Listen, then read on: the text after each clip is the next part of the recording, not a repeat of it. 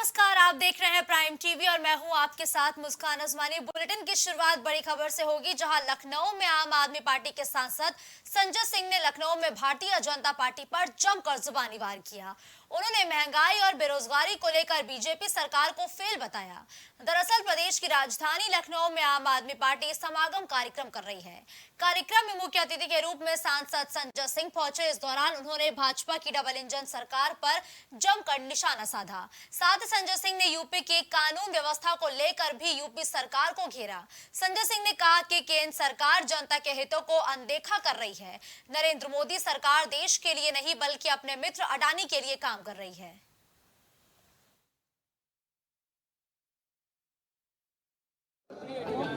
नरेंद्र मोदी जी की सरकार के खिलाफ एक बड़ा अभियान हम लोग उत्तर प्रदेश के अंदर चलाएंगे कि ये सरकार इंडिया की सरकार नहीं है, ये सरकार अडानी की सरकार है।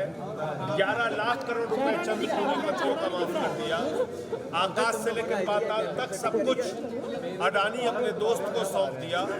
तो मोदी जी देश के लिए नहीं, दोस्त के लिए काम कर रहे हैं। तो एक तो बड़ा अभियान राष्ट्रीय जो सरकार है, मोदी जी की सरकार के खिलाफ चलाएंगे। दूसरा, उत्तर प्रदेश में योगी आदित्यनाथ जी की सरकार का सबसे बड़ा दावा कानून का राज स्थापित करने का है। आप बताइए, बस्ती के अंदर जिस तरीके से एक पत्नी का गैंग रेप उसके पति के सामने किया गया, पति पत्नी दोनों जहर खा के मर जाते हैं, ये उत्तर प्रदेश की कानून व्यवस्था बताने के लिए मैं समझता हूँ कि एक खुली तस्वीर की तरह सामने है कि क्या हालत है। मेरे गृह जनपद सुल्तानपुर के अंदर एक डॉक्टर की हत्या कर दी जाती है, पीट पीट की हत्या की जाती है, यहाँ तक कि निर्ममता से ड्रिल करके उसको मारा जाता है।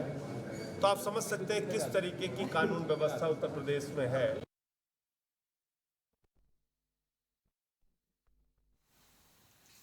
इलाहाबाद हाईकोर्ट ने आगरा के दयालबाग स्थित राधा स्वामी सत्संग भवन ध्वस्तीकरण मामले पे मौके पर यथास्थिति बरकरार रखने का निर्देश दिया है।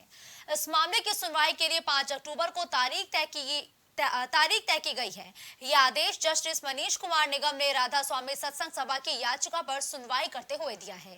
राज्य सरकार की तरफ से कहा गया कि याची ने सरकारी जमीन पर अतिक्रमण किया है, जिस पर कार्रवाई की गई है।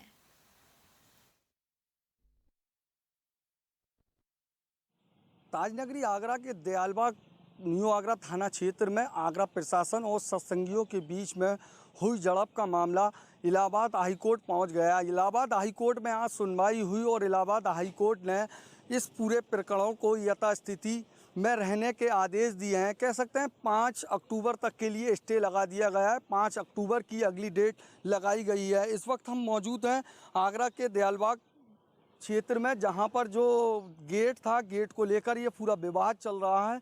यहाँ पर गेट लगा हुआ है और जो आगरा प्रशासन की द्वारा इस गेट पर कार्रवाई की गई थी, वहीं यहाँ पर ध्वस्तीकरण की भी कार्रवाई की गई थी। आप साफ तौर से देख सकते हैं यहाँ पर आगरा पुलिस प्रशासन के द्वारा कार्रवाई की गई थी। उसके बाद ही जो सत्संगी हैं और आगरा प्रशासन है उनके बीच में झड़प हुई और ये पूरा मामला हाईकोर्ट गया। हाईकोर्ट में आज इसकी सुनवाई हुई है और हाईकोर्ट ने 5 अक्टूबर की अगली सुनवाई की डेट दी है। कह सकते हैं 5 अक्टूबर तक जो स्थिति है वो यथास्थिति बनी रहेगी। अगली सुनवाई 5 अक्टूबर को होगी। अपने सहयोगी उमर के साथ जीशान अहमद, प्राइम टीवी आगरा। अब खबर गाजीपुर से है, जहां आज जम्मू कश्मीर के एलजी मनोज सिन्हा पहुंचे। आपको बता दें कि एलजी मनोज सिन्हा 2 दिवसीय भ्रमण कार्यक्रम के तहत अपने गृह जनपद पहुंचे हैं। गाजीपुर पहुंचे एलजी मनोज सिन्हा ने आईसीएसएसआर द्वारा आयोजित संगोष्ठी को संबोधित किया और बैयपुर देवकल स्थित एक सामाजिक संस्था के कार्यक्रम में भी शिरकत की। इस दौरान उन्होंने संस्था के हॉस्टल में रहने वाले वनवासी समाज के प्रतिभाशाली बच्चों को सम्मानित किया। एलजी मनोज सिन्हा आज अपने आवास पर रात्रि विश्राम करेंगे, जबकि कल वो कई स्थानीय कार्यक्रमों में भी शामिल होंगे। एलजी मनोज सिन्हा कल शाम वाराणसी के लिए भी रवाना हो जाएंगे। और लक्षित समूह तक उसका लाभ कैसे मिले, मुझे लगता है कि ये कोशिश सदैव होनी चाहिए और इसीलिए मैंने जानबूझ करके मंथन शब्द का प्रयोग किया, क्योंकि मंथन से ही अमृत निकलने वाला है और वो अमृत अगर सही में 2 दिन में निकला तो एक बड़े कृषक समुदाय तक पहुंचेगा और मैं मानता हूं कि तभी इसका तरह के कार्यक्रमों की सार्थकता सिद्ध हो। इस 2 दिवसीय संगोष्ठी में हमारा दायित्व है कि हम उस शक्ति को पहचाने जो स्वामी जी के शब्दों से समाज को मिली, देश को मिली, और जिन रास्तों पर आज भी उनके हस्ताक्षर मिलते हैं उस पर चलने का लाभ कैसे कृषक समाज को या समाज के सभी वर्गों को मिल सकता है। अगली खबर मैनपुरी से है, जहां युवक और युवती के शव फांसी के फंदे पर कमरे में लटकते हुए मिले हैं, जिसके बाद इलाके में सनसनी फैल गई। वही सूचना पर पहुंची पुलिस ने दोनों के शवों को कब्जे में ले लिया है और पोस्टमार्टम के लिए भी भेज दिया है। एक साथ दोनों की हुई मौत से गांव में हड़कंप मच गया। वही मौके पर ग्रामीणों की काफी भीड़ भी देखने को मिली। हालांकि पुलिस हत्या और आत्महत्या दोनों के एंगल से मामले की जाँच पड़ताल में जुटी हुई है।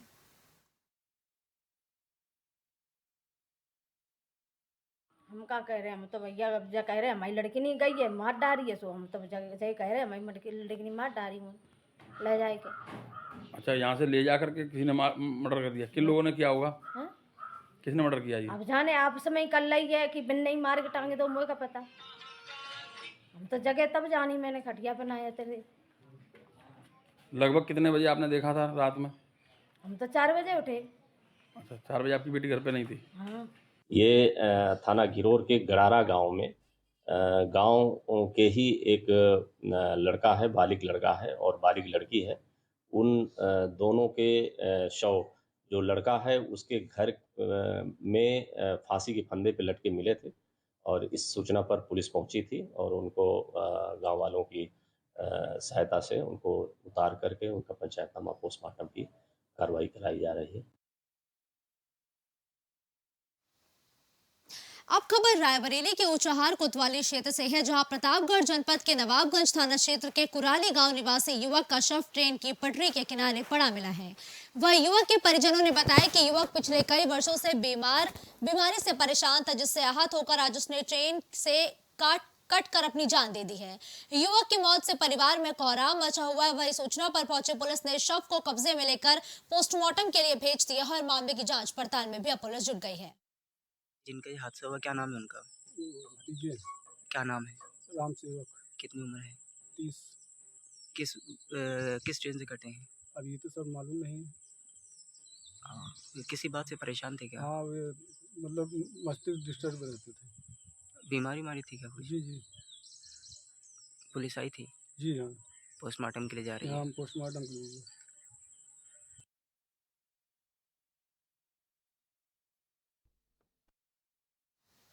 अगली खबर रायबरेली से है, जहां दबंगों के हौसले लगातार बुलंद होते जा रहे हैं। मामला भदोकर थाना क्षेत्र के मनेहरू का है, जहां दबंगों ने घर में घुसकर युवती से छेड़छाड़ करते हुए उसके साथ मारपीट की, जिसमें एक युवती घायल हो गई। वही घटना की सूचना पाकर मौके पर पहुंची पुलिस ने घायल को नजदीक के अस्पताल में भर्ती कराया और मामले की जांच भी शुरू कर दी है।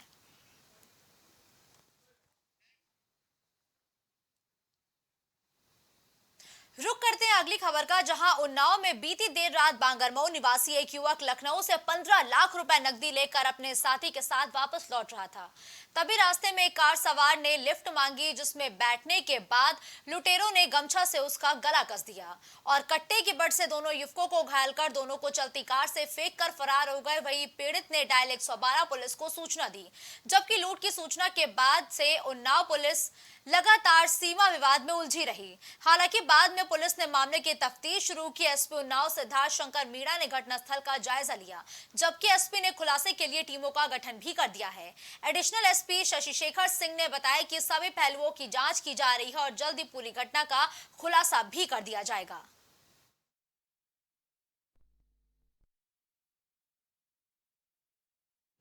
एक व्यापारी सैफी अरफी ने आकर के बताया थाना हसनगंज पर कि उसके जो मुंशी है लखनऊ से 15 लाख रुपए की पेमेंट लेके आ रहा था। एक टैक्सी में लिफ्ट लेकर के वो जब वापस लौटा रात में 9 बजे के आसपास, तो 3 व्यक्ति जो उस टैक्सी में सवार थे उसके साथ मारपीट करके उसका बैग छीन लिया, जिसमें 15 लाख रुपए थे। इस मामले में थाना हसनगंज पे FIR पंजीकृत कर लिया गया है। इस प्रकरण से जुड़े हुए सभी पहलुओं पर हम लोग जांच कर रहे हैं और शीघ्र ही घटना का हम खुलासा करेंगे और जो भी इसमें अभियुक्त शामिल हैं उनको गिरफ्तार करके जेल भेजेंगे। अब खबर अंबेडकर नगर से है, जहां अखिल भारतीय उत्तर प्रदेश खेत मजदूर यूनियन के कार्यकर्ताओं ने राज्य स्तरीय आह्वान पर कई मांगों को लेकर उप जिलाधिकारी को ज्ञापन सौंपा है, जिसमें उन्होंने कहा कि कई ग्राम पंचायतों में झुग्गी झोपड़ी में रहने वाले लोगों को पक्का मकान ना देकर अमीरों को आवास दिया जा रहा है और घरेलू उपयोग के लिए बिजली बिल में भारी गड़बड़ी भी की जा रही है। मजदूर यूनियन कमेटी अंबेडकर नगर के द्वारा एक ज्ञापन मुझे दिया गया है, जिसमें अनेक समस्याएं जो है उच्च स्तर से हैं। जो समस्याएं उच्च स्तर में हैं उसको मैं उच्च स्तरीय अधिकारी को भेजूंगा। जो मेरे स्तर से हैं वो मैं स्वयं करूँगा। उनकी विशेष मांग है महंगाई पर रोक लगाया जाए, गांव सभा की ज़मीनें उस प्रति तत्काल कृषि आवासन आवंटन किया जाए, प्रति गरीबों को 10 किलो राशन दिया जाए, प्रति गरीब को जो है पक्का मकान दिया जाए। ये सब इनकी डिमांड है। अब खबर गाजियाबाद से है, जहां पुलिस ने अवैध पटाखों की फैक्ट्री का भांडाफोड़ किया। पुलिस ने रेड मारकर मौके से 2 आरोपियों को पकड़ लिया है और लाखों की कीमत के पटाखों को जब्त कर लिया है।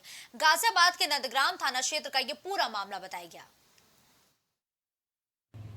ये गांव मटुआ के पास मुखबिर से सूचना मिली थी कि कुछ लोग पटाखों का निर्माण कुछ महीने से कर रहे हैं। इसकी सूचना पे थाना स्थानीय की टीम मौके पे गई, जहां मौके पे 2 व्यक्तियों को तत्कालिक पकड़ लिया गया, जिनके पास से पटाखे मिले। इसमें इनसे पूछताछ की गई। इनसे पता चला कि 2 व्यक्ति जो कि फरार हैं, ये इनके द्वारा पटाखों का डिस्पोजल आगे बेच करके किया जाए। ये इनके पास से लाखों के पटाखे मिले हैं। रुक करते हैं अगली खबर का, जहां गोंडा में डिप्टी सीएम ब्रजेश पाठक के आदेशों की खुलेआम धज्जियां उड़ाई जा रही हैं। जहां एक तरफ डिप्टी सीएम स्वास्थ्य व्यवस्थाओं को सुधारने का काम कर रहे हैं, तो वहीं दूसरी तरफ कर्नलगंज सामुदायिक स्वास्थ्य केंद्र की हालत सुधरने का नाम तक नहीं ले रही है। यहां जब कोई गरीब परिवार सरकारी अस्पताल जाता है तो उसे 2 घंटे एक्सरे रूम के बाहर ही बिठा दिया जाता है। उसके बाद उसे कोई ना कोई बहाना बनाकर वापस उसके घर को लौटा दिया जाता है, जिससे गरीब परिवार के लोग परेशान रहते हैं और उनको बाहर का ही रास्ता देखना पड़ता है। आशा कहाँ आई थी आज? सरकारी अस्पताल। किस लिए? दवाई के लिए। तो क्या हुआ? जांच के लिए। जो अल्ट्रासाउंड नहीं हुआ था। एक्सरा नहीं हो रहा है? क्या बोले हैं वो? कहा था आधार लाइए तब हुई। पैसा नहीं होगा? हाँ। किसने बताया है? डॉक्टर ने बताया है कि अक्सर वो लियो आधार लियो तब वही हो। जो है कहा था का गेहूँ चावल बढ़ रहा है तो उसमें लगता है, पैसा नहीं लगता है। अच्छा। हाँ, यही बताए हैं। हाँ। खबर रायबरेली से है, जहां फूड सेफ्टी ऑन व्हील सेवा मजाक बन गई है। यह खाद्य पदार्थों की घर घर जाकर जांच करने के लिए जो वाहन भेजा गया है वो महज इसलिए कबाड़ हो रहा है क्योंकि उसका इंश्योरेंस खत्म हो गया है। खाद्य सुरक्षा विभाग के अधिकारियों का कहना है कि ये वाहन उनके रिसीव ही एक्सपायर्ड इंश्योरेंस के साथ हुआ था। दरअसल केंद्र सरकार ने प्रदेश के 18 जिलों और 3 मंडलों के लिए कुल 21 वाहन भेजे हैं। उनमें से एक वाहन रायबरेली को भी मिला है। ये वाहन खाद्य पदार्थों में मिलावट चेक करने वाली मशीन और रीएजेंट से लैस है। इस वाहन को उपभोक्ता के घर पर भेजकर उसकी रसोई में इस्तेमाल होने वाली खाद्य सामग्री की जांच उसके द्वार पर ही करना था, लेकिन सरकार का करोड़ों रुपए खर्च होने के बावजूद उपभोक्ताओं को यह सुविधा नहीं मिल सकी है। रायबरेली को अस्थायी रूप से प्राप्त हुई है। 18 अन्य रायबरेली के अलावा 17 अन्य जिलों को भी अस्थायी रूप से इसी लॉट में प्राप्त हुई है और 3 मंडलों को एडिशनली प्राप्त हुई है। जब गाड़ी यहाँ आई तो इसका इंश्योरेंस तब समाप्त हो चुका था। इंश्योरेंस हेतु बजट के लिए लिखा गया है लखनऊ कमिश्नरेट को। फाइल मूवमेंट में है, वहाँ से जैसे ही बजट आएगा इंश्योरेंस करा के गाड़ी को ऑपरेटिव कर दिया जाएगा। इस बुलेटिन में फिलहाल के लिए बस इतना ही। देश दुनिया की तमाम बड़ी खबरों के लिए आप देखते रहिए प्राइम टीवी।